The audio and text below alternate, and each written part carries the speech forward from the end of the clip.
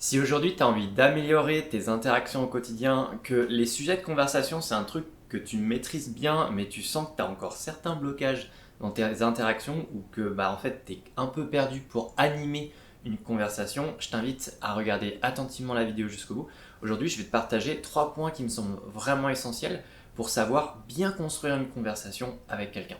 Alors si tu ne me connais pas encore, je m'appelle Nathanaël. Aujourd'hui, j'accompagne justement les personnes à prendre confiance en elles dans la relation au quotidien avec les autres. Donc si ça t'intéresse, je t'invite à t'abonner à la chaîne. L'autre jour, je discutais avec quelqu'un au téléphone et c'était assez incroyable comment la conversation se déroulait. Parce qu'en fait, on s'est appelé de 22h jusqu'à 2-3h du mat, tu vois. Et l'interaction était... La conversation était hyper stimulante. Et j'avais la sensation que la personne avait littéralement trouvé mon point G intellectuel, tu vois. Et du coup, la conversation, c'était vraiment super intéressant. C'était très intense. Et la personne, elle a amené un sujet que j'ai trouvé vraiment très pertinent. Elle a expliqué qu'en fait, pour elle, les conversations, c'était une co-construction. Et ça, franchement, c'est un truc qui me parle bien. Et comprendre ça, je pense que c'est super important parce que parfois, en fait, on a envie de créer des discussions avec des gens, on se met beaucoup de pression et on oublie à quel point, dans l'interaction, dans la relation, en fait, on n'est pas tout seul. C'est-à-dire qu'il y a aussi l'autre qui participe à l'interaction et qu'il n'y a pas que à nous de faire tout le boulot dans l'interaction. Il y a un truc qu'on aime bien dire entre praticiens en hypnose, vu que je suis praticien en hypnose, c'est qu'on est 100% responsable de 50% de ce qui se passe dans une interaction. Alors il y a une mauvaise nouvelle du coup par rapport à ça, c'est que ça veut dire qu'il y a 50% de ce qui se passe dans l'interaction qui est en dehors de notre champ de contrôle et qu'on ne pourra pas contrôler. Ce sont les réactions de l'autre, c'est comment la personne elle réagit. Et la bonne nouvelle, c'est que en fait il reste 50% où on sait dans notre champ de contrôle. Et c'est justement ce qu'on va voir dans cette vidéo. Alors durant une interaction, on peut passer par différents stades, que ça soit nous ou que ça soit aussi l'autre personne qui est en face de nous.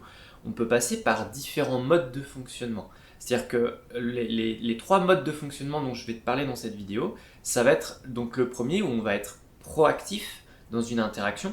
Le deuxième, ça va être en réactivité par rapport à ce qui se passe. Et le troisième, ça va être dans une passivité.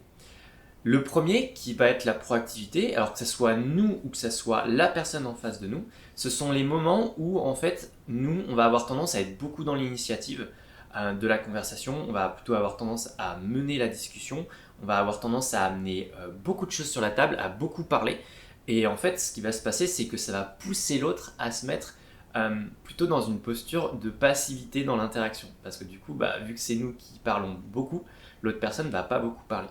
A l'inverse, on va avoir aussi la posture où la personne, ou même nous dans l'interaction, on peut être amené à fonctionner en mode très passif. C'est-à-dire que en fait, on écoute beaucoup, on observe beaucoup ce qui se passe chez l'autre, on est très attentif et surtout on attend en fait que l'autre parle. Et ce qui va se passer à ce moment-là, c'est que souvent, si nous on a tendance à prendre cette posture-là, ça va pousser la personne en face de nous à être dans une posture très proactive. Et ce qui va être intéressant, ça va être de créer un équilibre entre les deux. Et là, on va avoir le mode de réactivité. C'est-à-dire qu'en fait, tu vas parler durant la conversation, l'interaction, tu vas amener des choses. Et en fait, ce qui va se passer, c'est que tu vas attendre un peu que la personne, elle réagisse par rapport à ce que tu as amené. Et du coup, là, on est vraiment sur... en fait, ce sont des discussions où le temps de parole, il est plutôt bien réparti. On est plutôt dans le 50-50. Les deux personnes, elles interagissent plutôt bien, en fait, toutes les deux. Et du coup, on est vraiment, en fait, on est vraiment sur une co-construction de l'interaction. C'est-à-dire que la personne que j'avais au téléphone l'autre jour, elle me disait que pour elle, elle n'aimait pas le terme discussion parce que ça reflétait trop la notion de une discussion, c'est plus des moments où chacun attend que l'autre parle pour dire ce qu'il a à dire. Et du coup, on n'est pas vraiment en train d'écouter l'autre. Il n'y a pas vraiment de rencontre. Et c'est plutôt une sorte de combat ou un combat d'escrime que vraiment ce qu'on peut appeler finalement une co-construction, ça va être une danse en quelque sorte. C'est-à-dire que la personne, si on a tendance nous à reculer, la personne elle va avancer et elle va nous suivre en fait. Il y a vraiment un mouvement qui se crée, il y a une harmonie qui se crée entre les deux personnes dans l'interaction. Et c'est ça surtout qu'on va rechercher. Quand on va chercher en fait à créer un équilibre entre nos différents modes de fonctionnement, entre être proactif, être passif et être réactif. Alors moi, ce que je te propose de faire dans les prochains jours, c'est d'être attentif à la façon dont la personne qui est en face de toi, elle a tendance à fonctionner. Est-ce qu'elle est proactive dans l'interaction? Est-ce qu'elle est plutôt passive ou est-ce qu'elle est plutôt réactive? Et c'est aussi observer comment toi tu fonctionnes. Ça peut être observer ça dans l'interaction quand quelqu'un est en face de toi, mais ça peut être aussi l'observer et écouter deux personnes qui parlent, ne serait-ce par exemple, je sais pas, en terrasse d'un café en ville, tout simplement. Après, bien évidemment, une conversation qui est stimulante, une conversation qui est bien construite à deux, c'est une conversation où ça va faire montagne russe. C'est-à-dire qu'en fait, il n'y a pas de moment où on est complètement réactif tous les deux. Il n'y a pas de moment où on est complet. Il n'y a pas tout le temps en fait. C'est pas tout le long de la discussion. Il va y avoir des moments où ça va varier. Au début, on peut avoir tendance à être plutôt dans la passivité et attendre que l'autre parle, ou inversement. Et ce qui va être intéressant, ça va être d'observer ces variations dans la conversation. Il y a des moments où nous, on va pouvoir être très proactif, on va avoir envie de partager beaucoup, et du coup l'autre personne va beaucoup écouter.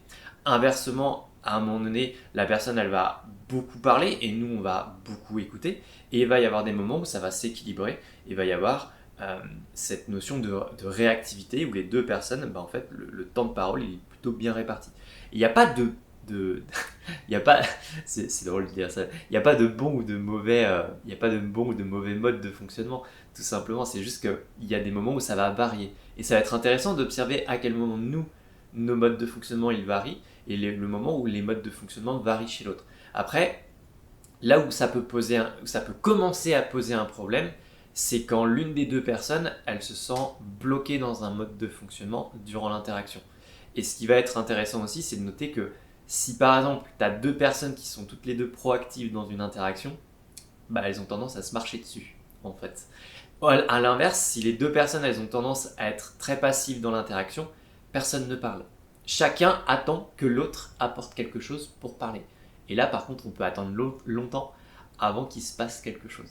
Voilà, je t'invite à être attentif à toutes ces choses-là dans les prochains jours et dans tes prochaines interactions, et d'observer justement toutes ces variations-là. De mettre en commentaire aussi ce que tu en as pensé, et j'espère en tout cas que ça t'apportera beaucoup pour créer des interactions beaucoup plus stimulantes dans les prochains jours. En attendant, je te souhaite une agréable journée, je t'invite à t'abonner à la chaîne si ce n'est pas déjà fait, et on se dit à la prochaine.